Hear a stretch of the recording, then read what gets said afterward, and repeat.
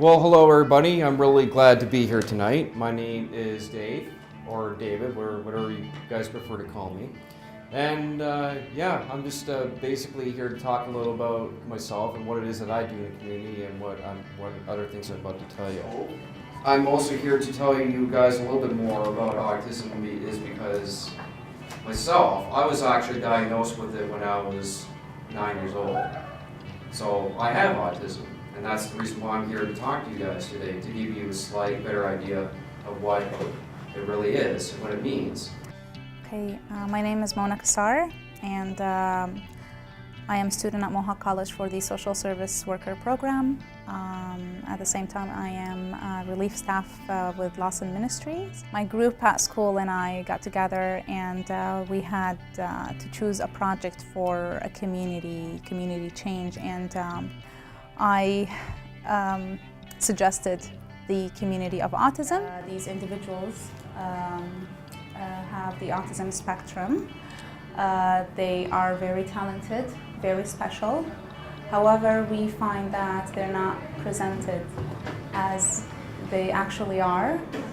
So for individuals with autism, there isn't a characteristic, something that makes them stand out, and something that points at the diagnosis. So they don't share any features or anything that will point that there is a diagnosis around this person, which makes us all look the same. I was pointing out, I had a lot of difficulty with communication. I actually didn't learn to talk verbally until I was about 6 years old.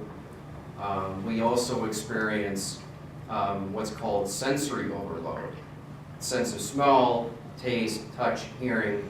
A lot of times our minds, we all experience these senses sometimes a lot more than what neurotypical people do experience.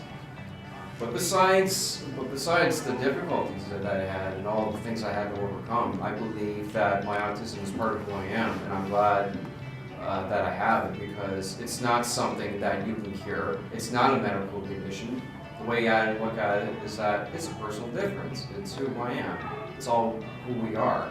It's all about being proud of yourself and just accepting your gifts and your talents. There's a whole world that these young kids, especially these young teenagers that are just going off into the high school world, and they're just starting to get into the adult world, and also they need to expand their minds. And I think that if someone like myself who is on the autism spectrum, it'll be a little bit easier for them to understand what it's like to be in their shoes. I think a couple of the activities are going to be going on tonight for these students. Is we will be having some of them come up and actually, and the students will be asked to do an exercise where they will have to communicate to us of what they want and what they're trying to say without using words.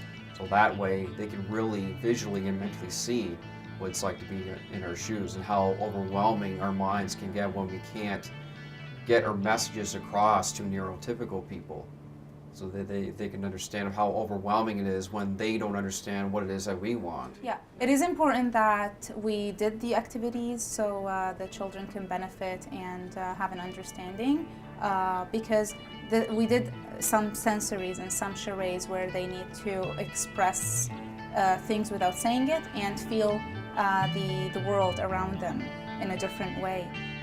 So yeah, they enjoyed feeling it, and they stated that at some points they felt frustrated that they didn't really know, and now they do. So now they will have better understanding, and hopefully they will be even more effective and helpful to their other students who might have the spectrum.